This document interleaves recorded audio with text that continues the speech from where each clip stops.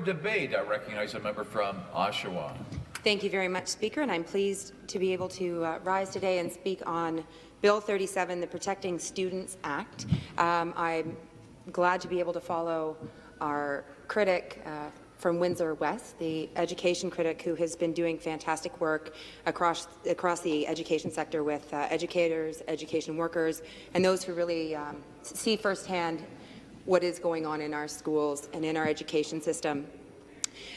We are here talking about education. We're here talking about our students. We're talking about the climate in which they learn, the environment that they learn and grow in, and we want to ensure that that is always the strongest, best, safest environment that it can be. Teachers and education workers do a phenomenal job every day, and it has been very heartening to hear during the debate that members from all parties recognize the important work that they do every day, that teachers are social workers, they are mentors, they are role models, they are, of course, educators, they inspire, they guide. And I think everyone in this room remembers their teachers, the good, the bad, the strict, the fair, the fun, the eccentric, and we all remember our teachers. And sometimes we had a year that we really enjoyed our teachers, and others we had years where we did a lot of personal growing. But that's how we become who we are in our education system along the way, and we value the work of those who have shaped our understanding, our thoughts, our learning environments. So all of those teachers, though, while they're all so different, what they all had in common is that they're in positions of influence, of authority, and of trust. I'll tell you, though, teachers, just as much as parents, want to keep their kids safe. So they bend over backwards to ensure that that happens. They will spend the money that the government won't when it comes to art supplies, when it comes to sports equipment, when it comes to new shoes or food or whatever it is that they need to pay for to protect students' futures and their potential. They advocate, they have a duty to report, they work with parents, they work with special education supports in the schools, and it really does take a team in our schools to ensure that students have the best opportunities. But this bill is about exceptions. It is a strong piece of legislation that we support and recognize as being necessary. But this bill talks about what happens when a teacher in a position of trust hurts, harms, or abuses any of our children. There is never a place where our children should be at risk, and today we are discussing our schools and our classrooms, and certainly there should never be harm in our schools and classrooms. This bill makes changes, amends the Ontario College of Teachers Act, and makes changes that will affect a very small number of teachers, but it really is so important. This is necessary legislation, and we absolutely support it. We want it to be tough. We want to protect our kids. We want to ensure due process as we've heard over and over again. We must have proper oversight and measures in place to ensure crimes are punished and kids are always protected. A bit of history, Mr. Speaker. In 2000, there were changes to the Child and Family Services Act that required teachers to report all suspicions that they had if a child was in need of protection. As a teacher, I knew that I had a duty to report. We all did. We also had a duty to care and to protect. Parents hand over what is most precious in the world to them, to the care of those in our schools. We take that job seriously as educators. There's trust and integrity that is involved, and so it makes me sick to my stomach to imagine any who would harm our most precious, our students. Back in 2011, the Toronto Star brought to light failings in the Ontario College of Teachers. The Ontario College of Teachers actually did admit that there were failings in terms of transparency and maintaining that public trust, that there were teachers who were granted anonymity, who pled guilty or no contest to certain allegations.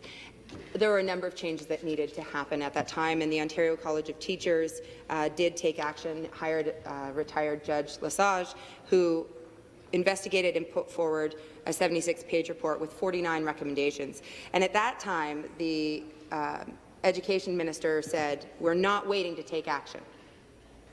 Well, Mr. Speaker, here we are, and this is the third time that an incarnation of this bill has been brought forward, and well, I'm glad to debate this now. This is the first.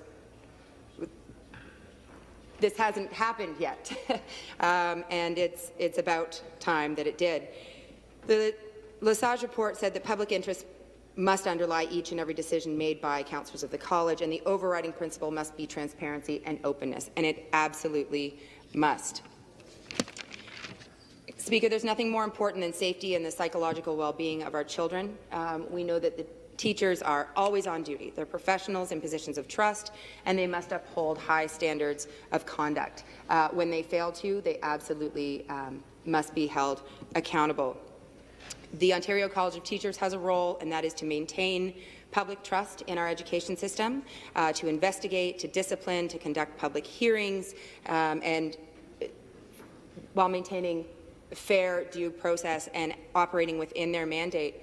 And the government has a role, and that is to act effectively and swiftly when it comes to these, the Lesage report recommendations. But as I said, here we are 4 or 5 years later.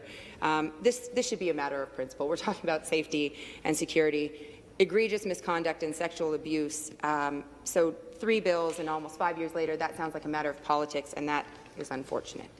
I don't know what the government wants, but I know that parents want kids to be safe. Students want to learn and grow in safe classrooms. New Democrats want that too. I would imagine all members of this House want that. We want tough legislation to ensure that guilty individuals are appropriately and fairly disciplined and kept away from our kids. We also need to ensure due process for the accused. We want stricter but fairer penalties. Teachers are accused of any number of things on a regular basis in today's schools, Speaker, and that is the truth. Unfounded, frivolous, vexatious, and malicious accusations are not uncommon, unfortunately. I taught for almost 10 years, and there was never a year, there was never a school where I didn't bear witness to career-damaging false accusations directed at great teachers. And that is, unfortunately, the nature of the business. Everyone deserves due process. However, if found guilty, then no one deserves to be let off the hook when it comes to our kids. This Bill 37 is called the Protecting Students Act. I would say that there are a few items missing, Speaker, and my colleague, the critic for education, has brought forward a number of issues when it comes to infrastructure and school repair and backlog and the unbelievable heat and cooling issues and just the situations within our schools. We've talked about what chronic underfunding has led to, and really it's jeopardizing the learning environment. It's jeopardizing learning. When I mentioned that teachers will reach into their own pockets and into their own hearts when it comes to school supplies, when it comes to food, when it comes to providing, not the extras, when it comes to providing the fundamentals, you know, that they are filling in the budgetary gaps for this government. But it's reached a tipping point, because when we're realizing that so much is missing, our students are not being protected. Their best interests are not being protected. So I worry that this bill is a little bit of a misnomer. Well, not misnomer, but we're missing some here. We're missing an opportunity. Much like the Putting Students First Act was a great title, great title, but it didn't put students first. It robbed teachers of sick leave and, among other things, stole the right to freely bargain, you may recall. Right to freely bargain contracts, imposed a contract instead. And now, by the way, after a charter challenge, the courts have found Bill 115 was unconstitutional, and now this government has a chance to make things right, a chance to remedy this illegal wrong. So this government has done so much damage to our education system. I wonder where they're going to begin. With language like putting students first and protecting students, you'd almost be optimistic. You'd almost think that they were sincere in wanting to make education better. However, Speaker, since losing the Charter Challenge, this government's offer is to apologize and stick teachers and students with the status quo, and the status quo isn't serving our students. Speaker, since it was against the law to forcibly take away the right to negotiate, this government's remedy suggestion is to politely offer to take away the right to negotiate. So, Speaker, actually, wouldn't that still be illegal? I just question. However, I find this government unbelievable, and we will watch this play out. But instead of strengthening education or protecting learning or students, they seek to undermine and damage just to save a buck wherever they can. I would say that we're also missing an opportunity to protect students when I'm hearing in my community and across the province a distressing issue. One of the priority issues right now is violence in our schools, and Bill 37 chooses to omit it. As a teacher and as the critic for community safety, I am concerned. We see escalating violence, a lack of funding for special education. We're not doing what we need to protect our students in our classrooms. We have Kevlar in our classrooms.